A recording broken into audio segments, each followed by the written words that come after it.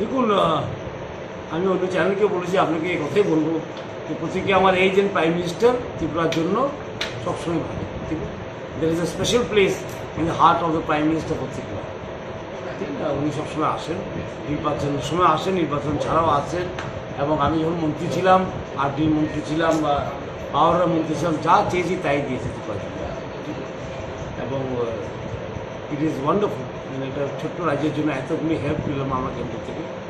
এবং আজকে দেখুন ৭৫ বছর পরে ত্রিপুরা রাজ্য থেকে দেখুন গভর্নরও হয়ে গেছে, এটা ছিল না আগে। তো পদ্মশ্রীও ছিল না, এক দুটা রথীন দত্ত পেয়েছিল, এক দুটা ছিল, আজকে ৫-৬টা ৭টা পদ্মশ্রী হয়েছে। সুতরাং ত্রিপুরাকে একটা পরিচয় দেওয়ার একটা ব্যাপারটা, সেটা মোদিজির আমারই হয়েছে। আর উন্নতিও মনে হয় সবচেয়ে বেশি হয়েছে এই মোদিজির শরীর। এই ন্যাশনাল হাইওয়ে হোক, আবাস যোজনায় হোক, জলের কোথায় হোক, ঠিক না, গ্রামীণ বিকাশ। আমি মন্ত্রী ছিলাম, আমি জানি কতটুকু কাজ হয়েছে। ইলেকট্রিসিটিতে কাজ করতে সময় লাগে, ইলেকট্রিসিটি ভালো হয়ে যাবে। 64 কিগুলো, আমি 64 কিগুলো সাবস্টেশন খুলেছিলাম, ঠিক না, অগ্নি করেছিলাম। চালু করতে সময় লাগে, ইলেকট্রিসিটি তো রাতারাতি হয় না, কিন্তু সেটাও হয়ে যাবে।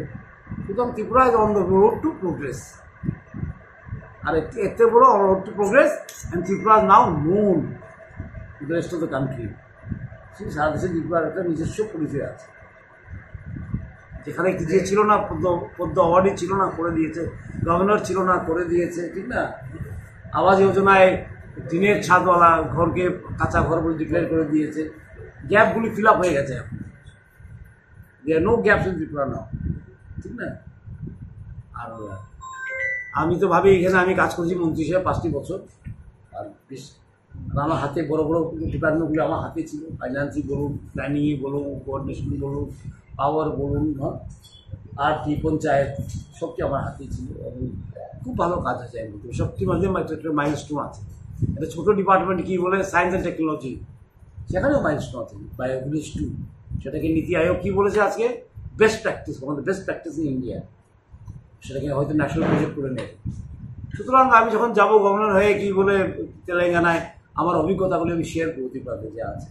এবং মুখ্যমন্ত্রীর সঙ্গে মিলেমিশে কাজ করা, ইলেকটেড গভর্নমেন্ট আছে এখানে না, ডেমোক্রেটিকলি গভর্নমেন্ট। আমি সেখানকার কনস্টিটিউশনাল সরকার চলে, সেটা আমার কাজ। এবং মুখ্যমন্ত্রীর সঙ্গে মিশে কাজ করে তেলেঙ্গানায় কীভাবে আরও সুন্দর করা যায়, আরও সমৃদ্ধ করা যায়, সেটা দেখার আমার কাজ। একটু অন্যরকম কাজ এখানে, আর মন্ত্রী থাকার সব একটু অন্যরকম কাজ। তো কাজই এই কাজটা করবো গিয়ে। শপথ গ্রহণ করা হচ্ছে 31 তারিখে আমি যাবো, সেদিন শপথ গ্রহণ করবো। কারণ 1 তারিখ আমার দিল্লি যেতে হয়, গভর্নর মিটিং আছে রাষ্ট্রীয় ভবন, সেখানে অ্যাটেন্ড করতে হবে আপনাকে। দেখুন, তেলেঙ্গানায় যে এক্সপিরিয়েন্স হবে আমার, আমি নিশ্চয়ই শেয়ার করবো এখানে। আমি আগেও বলেছি, এক্সপিরিয়েন্স সবচেয়ে বড় জিনিস।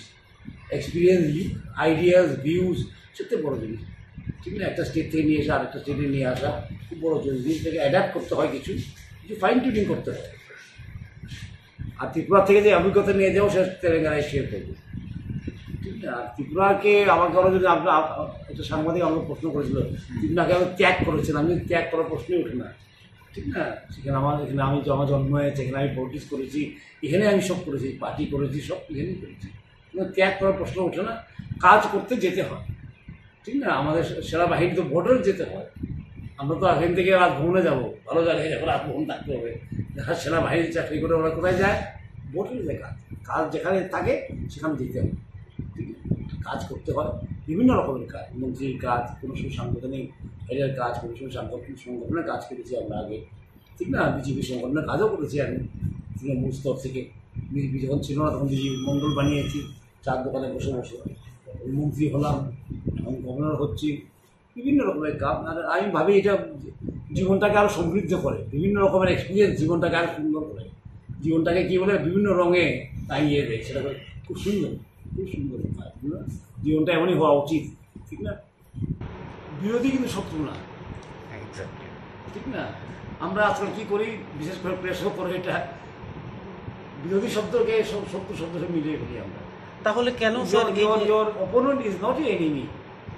দুটো শব্দ, অপোনেন্ট এনিমি না, দুটো শব্দ থাকতো না। অপোনেন্ট ইজ নট এনিমি, ঠিক না। ও ভাবে যে এই রাস্তায় গেলে ভালো হবে, আমরা ভাবি ওই রাস্তায় গেলে আমরা ভালো করে করতে পারবো। সেখানেই বিরোধিতা, ঠিক না? আর বিরোধী ছাড়া তো চলো না ডেমোক্রেসি। সব যদি কীর্তন করে একই গান গায় তাহলে তো খুব জীবনটাই কে রস ছাড়া হয়ে যাবে, ঠিক না? সুতরাং বিরোধী ইজ নট এনিমি, ঠিক না?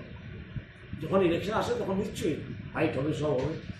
এতে সাংবিধানিক হেড এখন আমার কি কাজ, মিলেমিশে কাজ করে, ঠিক আছে? আমি পার্টি নেতা ছিলাম, এখন বিরোধী ছিলাম।